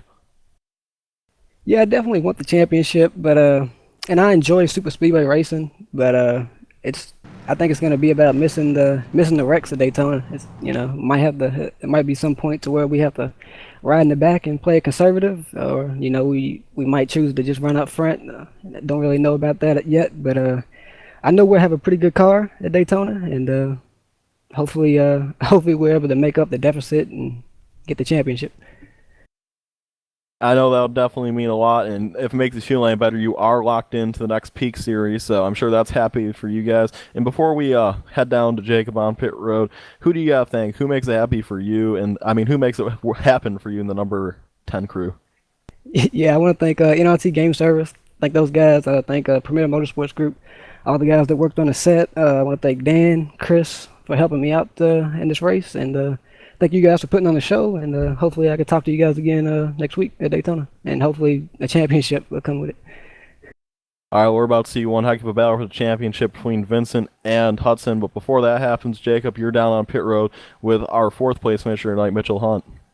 Yeah, Mitchell, who was in the mix for a lot of this race, took the lead for the first time at lap 23, took it back for a while during the mid stages of this race, during a cycle of pit stops, but just didn't quite have it shake out the way he needed to at the end, Mitchell, with that last set of pit stops. I know you guys were trying to keep up there with the top three, and just between traffic and other factors, it just didn't quite fall your way. But this is still after the season you guys have had. I'm sure this has got to be a bright spot. Yeah, Paul, we had a really good run. I mean, our season hasn't really gone too well. I think we had maybe one other good run. That was Michigan's, and I think last week we were really quick and just kind of got taken out there, like on lap 6 by somebody. And tonight was kind of how it should have went last week, but we're kind of just out here going for wins now and try and pull one out next week. I know you're trying to pull one out. I mean, it's Daytona next week, so we know anybody that starts that race has a shot to win it. You guys have had the struggles and had other circumstances that have kind of dictated the way your season's gone, but trying to end it like this, just kind of going all out and seeing where the chips fall, is that in any way going to help to soothe what might have been had you been able to run those 2 races that you missed earlier on in the season? Oh yeah, of course it won't. I mean, we were quick all week. We just we never could get the finish. We've always been either taken out or just getting caught in other people's stupid stuff. So this AAA ADP Alliance Truck Parts Forward should be really good next week. Hopefully, we're gonna go for the dub. I know it's restrictor plate racing. It's never easy. Any tricks that you might be trying next week? Is there any strategy to trying and going after this win at Daytona, or is it just basically the lottery, like so many of these guys have said? Do you guys have any plan in mind at all going into this last race of the season? Well, if we can't beat them, we certainly are going to wreck them. If we can't, just stay full throttle, if we see a wreck, we're definitely going to try and do that too. And try and make up as many points as we can. And I know it's a great end to a tough season, Mitchell, and I know that's not possible by yourself. This 4th place run tonight, I'm sure there's people you want to thank. Who makes it happen for you in the 19 team? Oh, there's a bunch of people. I just got to thank AutoZone, Bosch, Cintas, Coca-Cola, Discount Tire, Enersys, Ford, Freightliner, RunSmart, Gulfstream, Hertz, Lincoln Wilders, Mazat, Miller Lite, Bud Light, Coors Light, Budweiser, Penske, Truck Rentals, PPG, PTC. Also got to thank Pennzoil, SKF Dawn, Snap-on, and Worth. They've all been in this whole season and been really putting it together. And you put together a great run tonight, 4th place, a solid end to your night at Kentucky, Mitchell. We'll see you next week at Daytona, and maybe when it's all said and done, we are talking to you about a win. Hopefully, if we are, maybe. Well, if not, it's on my hood. There you go. Mitchell Hunt comes home fourth tonight. And Petey, we'll finish out the top five here. Head back down to pit road to you one more time, where I believe you've caught up with the guy who made the charge. He was the hard charger of the night, gained 28 positions, 33rd to 5th was Josh Berry. Yeah, I've caught up with Josh Berry, and Josh, tonight you had a very fast car. You drove your way through the field. You just kind of got stalled out at 5th position. Do you need a caution late in the race? Do you think you had a car that could have contended with the Tyler Hudson and Thomas Davis's?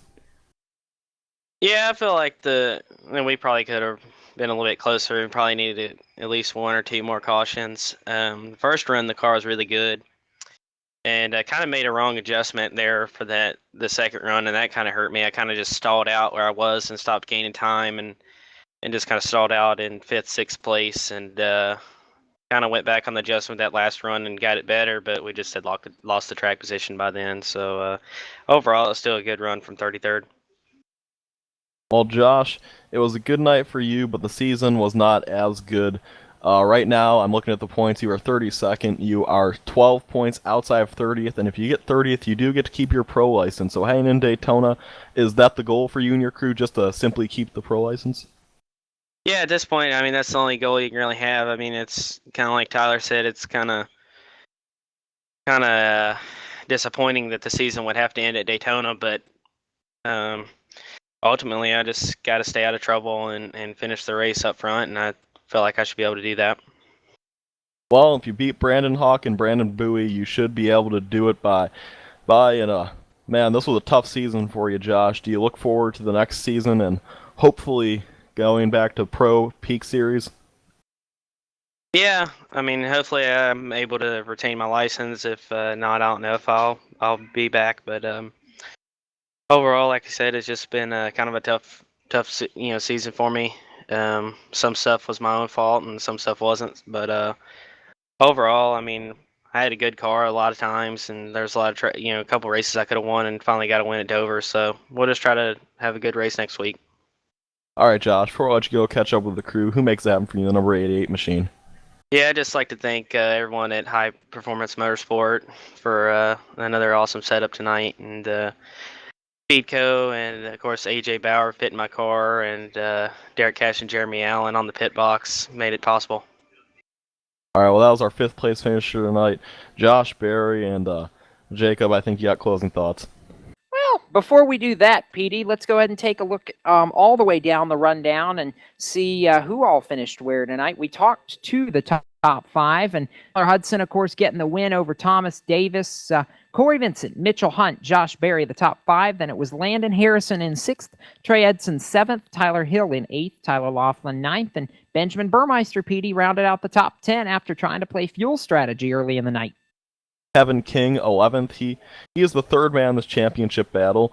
He's still sort of in this. 12th to Joshua Lawton, 13th to Brian Schoenberg, 14th to Greg McKinney, 15th to Shane Daughtry, 16th to Brandon Hawk, 17th to Rob Ackley, 18th to Ryan Lowe, 19th to Stephen Gilbert, and your top 20 is David Rattler. 21st tonight was Brandon Chaburko, and 22nd was Casey Tucker, 23rd Brandon Schmidt, 24th to Alan Bowes, Taylor Hurst was 25th, 26th Kyle McCormick, Alex Scribner 27th, 28th was Brandon Bowie, 29th Nathan Wise, and rounding out that top 30, Patrick Crabtree. 31st, Brad Davies. 32nd, Sasha Wessler. 33rd, Charlie Foster. 34th, Team Yui Vonen. 35th, Brandon Coppinger. 36th, Andrew Fayash III. 37th, Robin Williams. 38th, Brandon Hoff. 39th, Steve Nazzini. 40th, Dwayne Vincent. 41st, Shane Miller. 42nd, Matt Spangler. And rounding out your field tonight in 43rd was Justin Trombley, the only car in double-digit laps down. Yeah, but the amazing thing about this was that all 43 cars were running at the finish of tonight's race. That was a big deal. And Petey, before we go off tonight, anybody that missed the last 3 laps of this race missed an absolute show. And I believe our crack team there behind the glass has got us a replay of those final couple of laps and the battle for the win. We want to take you back to that here for a second and take one more look at this, Petey, because it's a moment where you look at this and you look at Tyler Hudson. I mean, going into turn 1 after they got the 3 laps to go sign, or got 4 laps to go rather. I mean, you look at Hudson Lap 132, he's side by side, and then you've got Casey Tucker. We talked to him. He said he tried to make the 3-wide move work and just couldn't quite do it. Had to back off for risking taking all 3 of those guys out. And by the time they get off turn 4, when Tyler Hudson gets out front, that's all she wrote right there, because when Davis and Vincent got to battling for second, it was over. Yeah, and at that point it was over.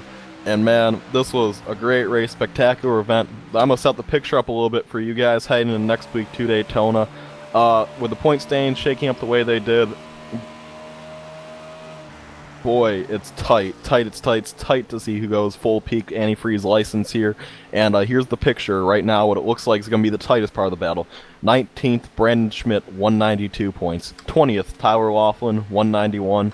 21st, Ryan Lowe, 189. 22nd, Justin Trombley, 188.